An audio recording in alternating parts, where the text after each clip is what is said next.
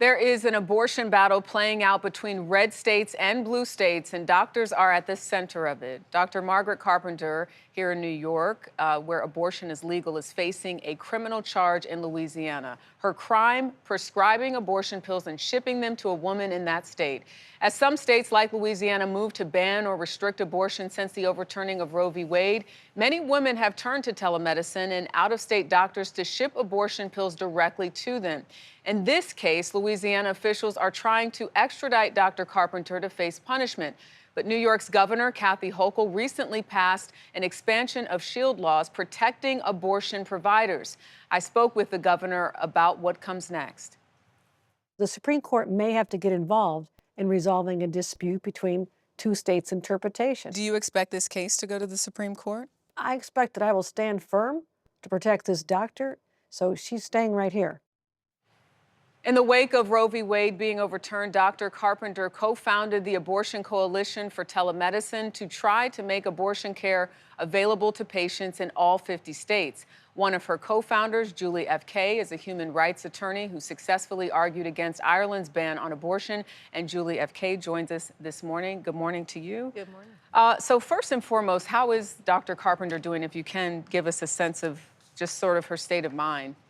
Nobody becomes an abortion provider in America unless they're really dedicated to serving women and patients. And Dr. Carpenter has been a licensed practitioner for decades, and she continues the mission that she started out to of providing safe, licensed care no matter where somebody lives, and making sure that they get abortion access with dignity and safety. And if you could start off by explaining to our viewers, too, how does this work when you think about telemedicine and getting those pills to have that type of care no matter what state you live in? Well, telemedicine is really the modern house call, we call it. And we all use telemedicine to talk to our pediatricians, to our dermatologists. It's similar with telemedicine abortion. There's a screening process done by a licensed practitioner to identify if there are any concerns.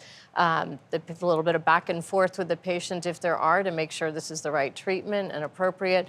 And then the licensed practitioner sends FDA certified medications depending on what level the patient can afford.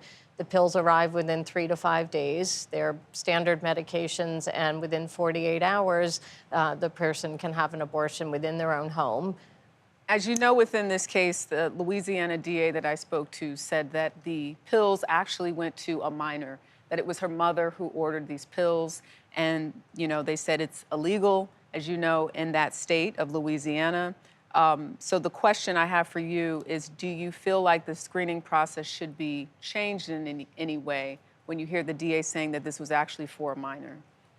Louisiana is reaching out of its state to try to stop abortion nationwide. And so as we learn more about the facts of this case, we'll learn more about why this is a safe and legal and effective method of abortion that over a fifth of Americans are using now to get access to care. And you know, we should be looking at, if anything in Louisiana, why isn't care available there? Why is the maternal mortality rate so horrific? Why are we looking at women having to travel or to use outside of state care, even in cases of rape or incest or when their lives are seriously at risk?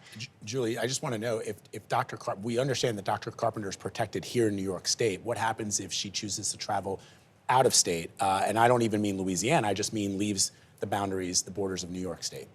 Well, this goes back to the life of an abortion provider, and we saw this even when Roe was law of the land.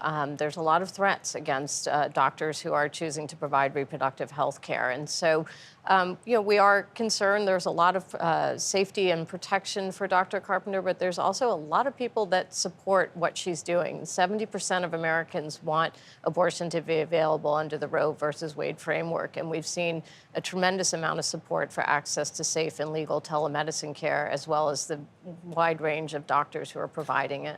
But I mean, she wouldn't be arrested if she left New York State. If she went to another state, She could be. She could be arrested. Her name's in a national database. That's the Governor question, yeah. Hochul has stood up loudly and strongly about protecting Dr. Carpenter within states, and we're looking for others to do the same. And everyone who cares about abortion rights should have the backs of the providers who are making care available to patients who would otherwise have no access or very limited access without travel.